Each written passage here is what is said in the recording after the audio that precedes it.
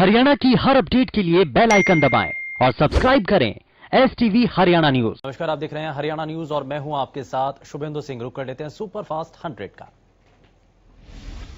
किसानों का आंदोलन लगातार 104वें दिन जारी है। किसान आज मुजारा लहर दिवस मना रहे हैं। साथ ही किसान खेती बचाओ के तहत मंडियों में प्रदर्शन कर रहे हैं।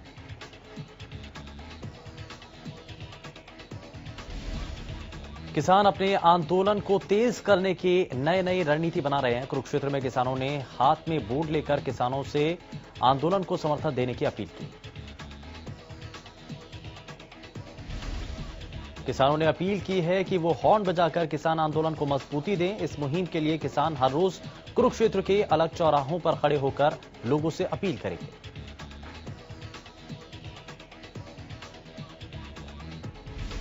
इस मुहिम के दौरान किसी भी तरह से वाहनों की आवाजाही को असर नहीं पड़ने दिया जाएगा। गोहाना की अनाज मंडी में शुक्रवार को संयुक्त किसान मोर्चा के आह्वान पर किसानों, आढ़तियों और मजदूरों ने मिलकर मंडी में प्रदर्शन कर सरकार के खिलाफ नारेबाजी की। बाकियों के उपाध्यक्ष सत्यवान नरवाल ने कहा कि सरकार की हठधर्मिता के कारण किसान, मजदूर, आढ़ती एक दिन के लिए प्रदर्शन कर रहे हैं। 26 मार्च को देशव्यापी बंद किया जाएगा और 28 मार्च को कृषि कानूनों की प्रतियां जलाई जाएंगी। उन्होंने कहा कि सरकार किसानों पर नए कानून थोप रही है, इसीलिए किसान आंदोलन को और तेज किया जाएगा। इधर गोहाना के गांव सिवानका में किसान आंदोलन के समर्थन में जन जागरण यात्रा का आयोजन किया गया। इस कार्यक्रम में दीनबंधु चौधरी छोटूराम विचार समिति के सह सचिव जयपाल लोहचब ने संबोधित करते हुए कहा कि आज किसान और खेती दोनों बुरे दौर से गुजर रहे हैं। किसान विरोधी कानून के चलते खेती भारी संकट में है। गांव के रहने वाले सभी लोगों को किसानों के साथ आंदोलन में मिलकर खड़ा होने की जरूरत है, वरना किसान और कमेरे वर्ग की स्थिति ज्यादा दयनीय हो जाएगी। इस समिति ने समय समय पर क्षेत्र के कई गांवों में जन जागरण अभियान चलाने का बीड़ा उठाया है। फतेहाबाद के कुम्हारिया गांव में फसल बीमा का क्लेम न मिलने से नाराज किसानों ने डीसी दरबार पहुंचकर रोष जताया। किसानों ने सफेद मक्खी के प्रकोप से खराब हुई करीब 6,500 एकड़ फसल का बीमा क्लेम नहीं मिलने का आरोप लगाया। किसानों की मांग को सुनते हुए डीसी ने डिप्टी डायरेक्टर एग्रीकल्चर को मामले की जांच करके जल्द से जल्द किसानों को बीमा क्लेम दिए जाने के निर्देश दिए। राजेश सिहाग ने बताया कि इस बार खरीफ फसल का बीमा क्लेम पिछले सीजन की तुलना में करीब दोगुना मिला है। साथ ही बताया कि कुम्हारिया गांव के किसानों की शिकायत मिली है और इस पर एक्शन लेते हुए संबंधित अधिकारियों की जांच के आदेश देकर इसकी रिपोर्ट मांगी गई। आपको बता दें कि किसानों ने मांग को लेकर स्थानीय विधायक के पास भी अपनी शिकायत भेजी है। रोहिंग्या मुसलमानों पर केंद्र के बाद हरियाणा सरकार भी गंभीर नजर आ रही है। प्रदेश के मेवात इलाके में रोहिंग्या मुसलमानों के बसने की खबरों के बाद अब हरियाणा के गृह मंत्री अनिल विज ने बड़ा बयान दिया। विज ने कहा कि भारत देश कोई धर्मशाला नहीं जहां कोई भी आकर बस जाए। बीते रोज सोनीपत कोर्ट में एक पुलिसकर्मी द्वारा ही कुख्यात अपराधी को गोली मारे जाने की वारदात के बाद अब हरियाणा के गृह मंत्री अनिल विज ने बड़ा फैसला लिया है। अनिल विज ने बढ़ते अपराध को मद्देनजर रखते फैसला किया कि अब हरियाणा की अदालतों में सुरक्षा के बंदोबस्त और कड़े किए जाएंगे। विज ने कड़े शब्दों में कहा कि कहीं भी किसी की भी दादागिरी नहीं चलने दी जाएगी। रोहतक पहुंची कांग्रेस की प्रदेश अध्यक्ष कुमारी सैलजा ने उत्तराखंड के सीएम के लड़कियों की जींस को लेकर दिए गई टिप्पणी पर हमला बोला है।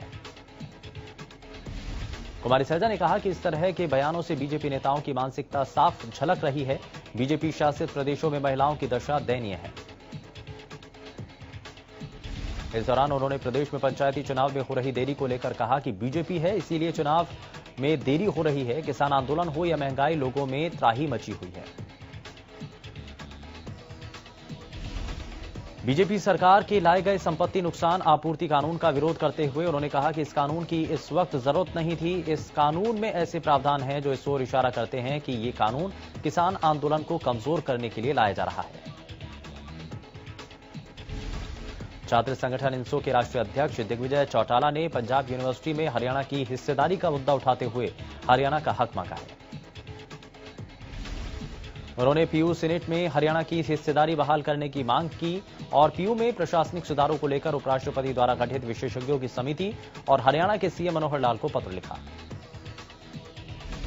देश में कोरोना के मामलों में बढ़ा उछाल देखने को मिला है। दरअसल बीते 24 घंटे के अंदर देश में कोरोना के 39,726 नए मामले सामने आए और 154 लोगों की मौत हुई। इसके साथ ही कुल मरीजों का आंकड़ा 1,15,14,331 हो चुका है, जिसमें 1,10,83,679 मरीज ठीक होकर घर लौट चुके हैं। बीते 24 घंटे के अंदर 20,654 लोग ठीक हुए। अब देश में एक्टिव केसों की संख्या 2,71,282 हो गई है, जबकि अब तक 1,59,370 लोगों की मौत हो चुकी है। प्रदेश में लगातार कोरोना के मामलों में बढ़ोतरी दर्ज की जा रही है। पिछले 24 घंटे में 633 नए केस सामने आए, वहीं 6 लोगों की मौत हो चुकी है। प्रदेश में फिलहाल 3,957 एक्टिव मरीज हैं। प्रदेश के 6 जिलों में एक बार फिर कोरोना ब्लास्ट हुआ। गुरुग्राम में 104, करनाल में 95, अंबाला में 91, कुरुक्षेत्र में 85, फरीदाबाद में 51 और पंचकुला में 46 नए केस सामने आए। गुरुग्राम के कदरपुर स्थित सीआरपीएफ कैंप में की 82वीं वर्षगांठ मनाई गई और इस कार्यक्रम में मुख्य अतिथि के तौर पर गृह राज्य मंत्री नित्यानंद राय ने शिरकत की। इस कार्यक्रम में सीआरपीएफ के जवानों ने अपने अदम्य साहस का परिचय दिया, तो वहीं कुल 10 टुकड़ी इसमें शामिल हुई। महिला टुकड़ी भी इस कार्यक्रम में शामिल की गई। प्रधानमंत्री उज्ज्वला योजना के दावे अब जमीनी स्तर पर धराशायी होते नजर आ रहे हैं। हरियाणा के जिला करनाल के खोगड़ीपुर गांव में भी बढ़ते गैस सिलेंडर के दामों के बाद बीपीएल परिवारों की महिलाएं फिर से चूल्हा जलाने पर मजबूर हो गई हैं। चूल्हे पर खाना बना रही महिलाओं ने सरकार से गैस सिलेंडर के दाम कम करने की गुहार लगाई। फिलहाल 828 रुपए तक गैस सिलेंडर के दाम पहुंच चुके हैं, जिससे न सिर्फ बीपीएल परिवार की परेशानियां बढ़ गई, बल्कि आम आदमी परेशान है। पलवल के एरवा गांव के सरकारी स्कूल में नाबालिग छात्रा के साथ छेड़छाड़ करने का मामला सामने आया। छेड़छाड़ का आरोप स्कूल के ही टीचर पर लगा है। मामले की शिकायत करने पर स्कूल के स्टाफ ने मामले को दबाने की कोशिश की, लेकिन जब गांव के लोगों के विरोध के चलते मामला सदर पुलिस तक पहुंचा तो उसके बाद हंगामा हुआ। फिलहाल पुलिस ने पीड़िता की शिकायत पर आरोपी टीचर के खिलाफ मुकदमा दर्ज कर लिया और आरोपी टीचर को गिरफ्तार करने का दावा कर रही है।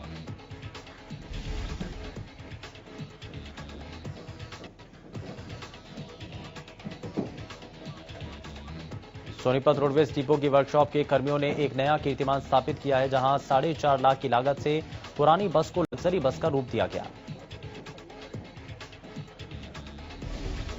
सोनीपत से चंडीगढ़ की यात्रा करने वाले लोगों के लिए सफर सुहाना बनाने के लिए किराए में भी कोई बढ़ोतरी नहीं की गई। साधारण किराए के साथ आधुनिक सुविधाएं बस के अंदर उपलब्ध कराई गई। इतना ही नहीं, कोरोना संक्रमण को देखते हुए इन बसों से यात्रा करने वाले बिना मास्क के यात्री को मास्क और सैनिटाइजर उपलब्ध करवाया जाएगा। दरअसल बस डिपो की वर्कशॉप के कर्मियों ने 5 साल पुरानी बसों को नया रूप देते हुए लग्जरी बसों में इसको बदल दिया है। इस बस में यात्रियों के लिए बुनियादी सुविधाएं जैसे मोबाइल चार्जिंग पॉइंट, पंखे, डस्टबिन के साथ मनोरंजन की सुविधा है। सोनीपत रोडवेज डिपो के जीएम राहुल जैन ने बताया कि ये बस 5 साल सड़क पर चल चुकी थी और करीब 10 लाख किलोमीटर का सफर पूरा कर चुकी है। करीब 1.5 महीने की कड़ी मेहनत के बाद वर्कशॉप में इसे नए सिरे से तैयार किया गया।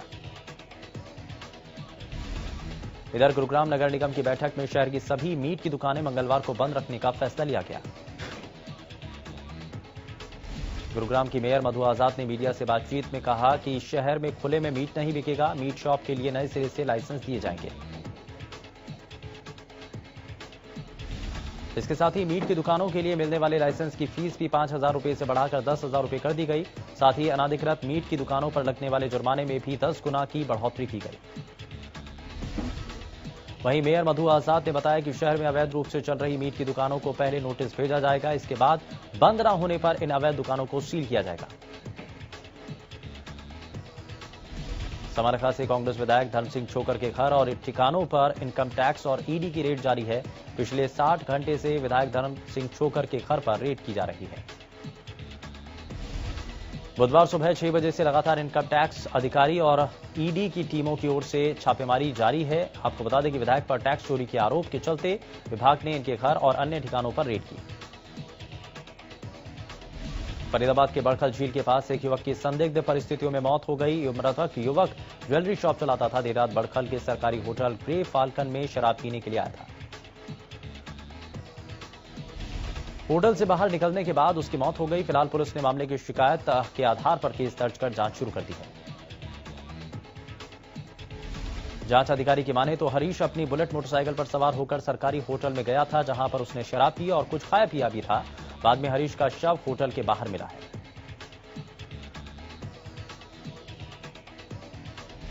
पानीपत में एक कलयुगी पिता की काली करतूत सामने आई, जहां एक पिता पर 3 साल की मासूम बेटी के साथ दुष्कर्म की कोशिश के आरोप लगे। कलयुगी पिता की इस करतूत की शिकायत करने वाली मासूम बच्ची की मां के मुताबिक बेटी के साथ इस तरह की हरकत के बाद शख्स फरार हो गया। मां की शिकायत पर पुलिस ने मामला दर्ज कर लिया और मेडिकल जांच में भी बच्ची के साथ की गई करतूत की पुष्टि हुई। पुलिस ने कलयुगी पिता के खिलाफ पॉस्को एक्ट के तहत मुकदमा दर्ज कर उसको गिरफ्तार कर जेल भेज दिया है।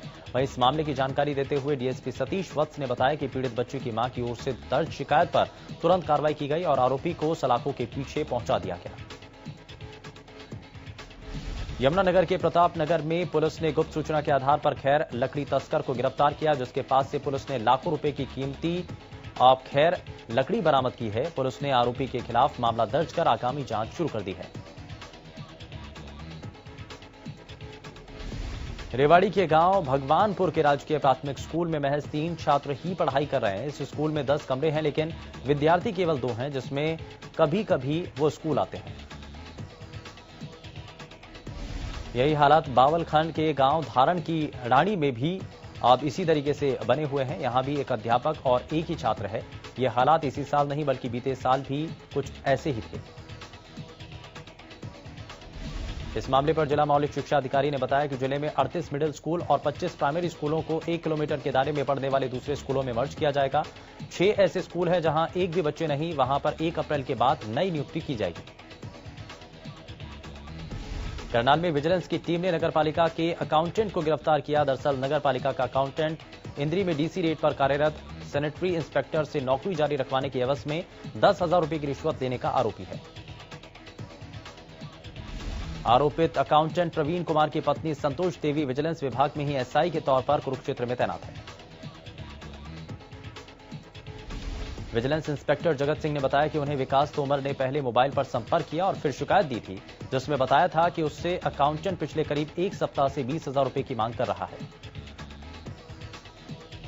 गोहाना पुलिस ने शहर में बढ़ती वारदातों की लगाम कसने की तैयारी कर ली गई। पुलिस अब हर नाके पर वाहन चेकिंग अभियान चला रही है।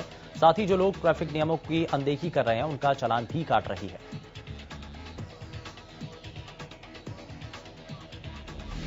अतिरिक्त पुलिस अधीक्षक निकिता खट्टर ने बताया कि पिछले दिनों हुए स्वर्णकार लूट और दोहरे हत्याकांड को देखते हुए पुलिस अब एक्शन मोड पर है। एक हफ्ते में पुलिस ने करीब 9,50,000 रुपए का चालान काटा। सफीदों के गांव आफ्ताबगढ़ में 2 भाइयों के बीच कहासुनी हो गई, जिसके बाद एक भाई ने दूसरे भाई पर तेजधार हथियार से हमला कर दिया। दरअसल टूरिस्ट वीजा पर आए भूपेंद्र सिंह बच्ची को लेकर इटली जाना चाहता था, जिस पर दूसरे भाई ने इस बात का विरोध किया तो दोनों के बीच कहासुनी हो गई। मामला इतना बढ़ गया कि मारपीट के दौरान दोनों भाई गंभीर रूप से घायल हो गए। फिलहाल दोनों को सामान्य अस्पताल में भर्ती करवाया गया। सोनीपत में वीरवार को एक खौफनाक वारदात सामने आई, जहां एक पुलिसकर्मी ने अपनी रिवॉल्वर से कैदी को 3 गोलियां मार दी, जिसके बाद अजय उर्फ बिट्टू को गंभीर रूप से हालत में रोहतक के पीजीआई में भर्ती कराया गया। इलाज के दौरान अजय की मौत हो गई। गोलीबारी की पूरी घटना सोनीपत अदालत परिसर से ही सामने आई।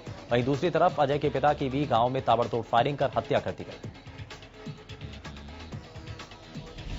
पलवल के गांव गन्नीकी में बच्चों के बीच झगड़ा इतना बढ़ गया कि गांव के सरपंच को जान से हाथ धोना पड़ा। पुलिस के मुताबिक बच्चों के झगड़े के बीच सरपंच की गोली मारकर हत्या कर दी गई। मृतक के बेटे और बहू पर तेजधार हथियार से हमला कर उन्हें गंभीर रूप से घायल कर दिया। पुलिस ने 2 महिलाओं सहित 6 नामजद आरोपियों के खिलाफ मामला दर्ज कर जांच शुरू कर दी है। करनाल में हत्या की वारदात को अंजाम देने वाले 3 आरोपियों को पुलिस ने गिरफ्तार कर लिया। शिवरात्रि के उत्सव में 5-6 युवकों ने दीपक नाम के युवक पर चाकू से हमला किया था। हमले में घायल दीपक की मौत हो गई थी। हमले के बाद सभी आरोपी फरार चल रहे थे, जिनको पकड़ने के लिए पुलिस ने कई टीमों का गठन कर तीनों आरोपियों को काबू कर लिया, जबकि दूसरे आरोपी फरार चल रहे हैं। उनकी तलाश अभी भी पुलिस कर रही है। थाना सिटी प्रभारी संदीप ने बताया कि 3 आरोपियों को पुराना बस अड्डा के नजदीक करनाल से गिरफ्तार किया। शिवरात्रि वाले दिन उनकी आपस में कहासुनी हो गई, जिसके बाद आरोपियों ने 4 साथियों के साथ मिलकर दीपक की हत्या की वारदात को अंजाम दिया। फरीदाबाद के सराय ख्वाजा टोल प्लाजा के पास हुई 36,40,000 रुपए की लूट मामले में क्राइम ब्रांच बदरपुर बॉर्डर ने खुलासा किया। टीम ने मामले में 7 आरोपियों को गिरफ्तार किया है। आरोपियों के कब्जे से लूट के 31,72,000 रुपए बरामद किए गए। मामले का खुलासा करते हुए टीम ने बताया कि लूट की पूरी साजिश कंपनी के 2 कर्मचारियों ने रची थी।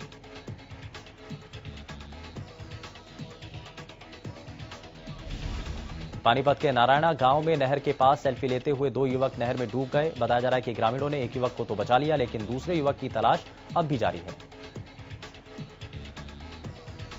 लापता युवक के साथी का कहना है कि वो दोनों नहर के पास सेल्फी ले रहे थे, तभी उसका साथी पैर फिसलने की वजह से नहर में गिर गया।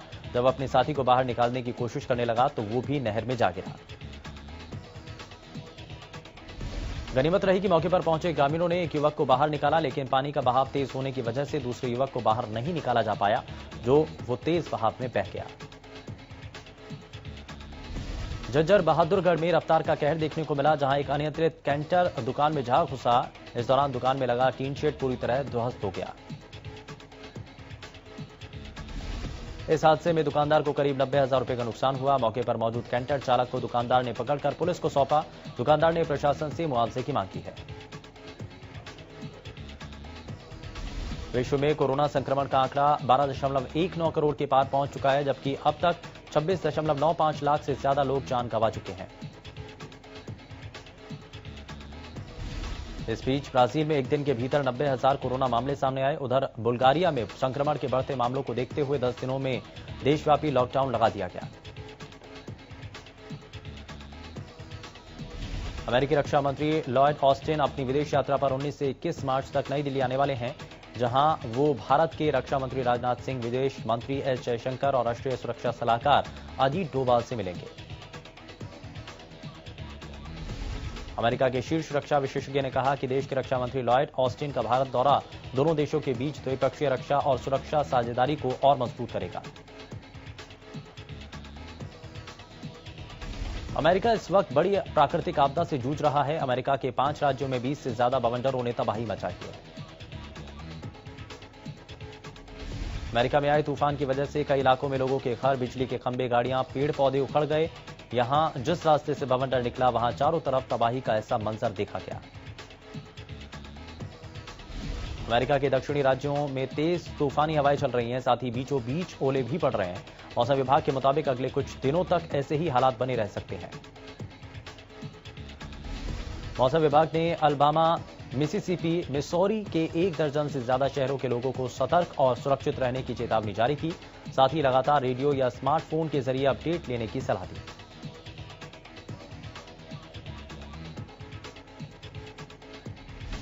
सरकारी तेल कंपनियों की ओर से लगातार 20वें दिन भी पेट्रोल और डीजल की कीमतों में किसी तरह का कोई बदलाव नहीं हुआ है। पेट्रोल और डीजल के दाम स्थिर हैं, इससे लोगों को थोड़ी राहत जरूर मिली। दिल्ली में पेट्रोल का दाम 91 रुपए 17 पैसे, जबकि डीजल का दाम 81 रुपए 47 पैसे प्रति लीटर है। सोने की कीमतों में भारी गिरावट के बाद खुदरा आभूषण उद्योग में इस साल 30 से 35% तेजी की उम्मीद है। एक रिपोर्ट के मुताबिक आर्थिक गतिविधियों के कोरोना पूर्व पहुंचने और सोने की कीमतों में नरमी से सुधार को गति मिलेगी। भारत ने इंग्लैंड को T20 सीरीज के चौथे मैच में 8 रनों से हरा दिया। भारत की इस जीत के साथ 5 मैचों की सीरीज 2-2 से बराबर हो गई है। अहमदाबाद के नरेंद्र मोदी स्टेडियम में खेले गए इस मैच में इंग्लैंड ने टॉस जीतकर भारत को पहले बल्लेबाजी का न्यौता दिया। भारत ने 20 ओवरों में 8 विकेट के नुकसान पर 185 रन बनाए। टोक्यो ओलंपिक की तैयारियों में लगे पहलवान बजरंग पुनिया ने सोनीपत में भारतीय खेल प्राधिकरण केंद्र में राष्ट्रीय शिविर से जुड़ने के बाद गुरुवार को कोविड-19 का पहला टीका लगवाया। ऑल इंग्लैंड बैडमिंटन चैंपियनशिप के क्वार्टर फाइनल में जगह बनाने वाले सबसे युवा भारतीय खिलाड़ी बने, जबकि ओलंपिक रजत पदक विजेता पीवी सिंधु ने आसान जीत के साथ अंतिम 8 में प्रवेश किया। भारतीय अनुभवी टेबल टेनिस खिलाड़ी अंचता शरद कमल ने टोक्यो ओलंपिक खेलों के लिए क्वालिफाई कर लिया। यह चौथी बार है जब वो भारत की तरफ से ओलंपिक में हिस्सा लेंगे। उत्तराखंड के सीएम की ओर से दिए गए बयान के मामले में अभिनेत्री कंगना रनौत ने भी अपनी राय दी। अभिनेत्री ने युवाओं को फटी जींस पहनने का सही तरीका बताया है। कंगना अगले महीने पर्दे पर लौट रही हैं। उनकी फिल्म थलाईवी के ट्रेलर का भी मुहूर्त निकल गया। फिल्म थलाईवी का ट्रेलर कंगना रनौत के जन्मदिन यानी 23 मार्च को रिलीज होगा। एक्टर अक्षय कुमार की फिल्म राम सेतु का मुहूर्त पूजन गुरुवार को रामलला के दरबार में हुआ। अभिनेता अक्षय कुमार, अभिनेत्री जैकलिन फर्नांडिस, नुसरत भरूचा सहित फिल्म की टीम गुरुवार को अयोध्या पहुंची। भोजपुरी स्टार खेसारी लाल यादव पर धमकी देने और अभद्र व्यवहार करने का आरोप लगा है और उनके खिलाफ मुकदमा भी दर्ज कर लिया गया है। फिल्म निर्देशक राजकुमार पांडे ने अभिनेता के खिलाफ एफआईआर दर्ज कराई। निर्माता का आरोप है कि खेसारी लाल यादव ने उनके बेटे प्रदीप पर सोशल मीडिया के जरिए अभद्र टिप्पणी की और धमकी दी। अभिषेक बच्चन की फिल्म चेहरे के ट्रेलर में रिया चक्रवर्ती की झलक दिखाई दी। रिया को अभी तक फिल्म के पोस्टर और टीजर से गायब रखा गया था। ट्रेलर में रिया की झलक दिखाने के पीछे आनंद पंडित फिल्म के कलाकारों के प्रति अपने समर्पण को बड़ी वजह बताते हैं। वो ये भी कहते हैं कि ये सवाल कभी उनके जहन में आया ही नहीं कि फिल्म में रिया होंगी या नहीं।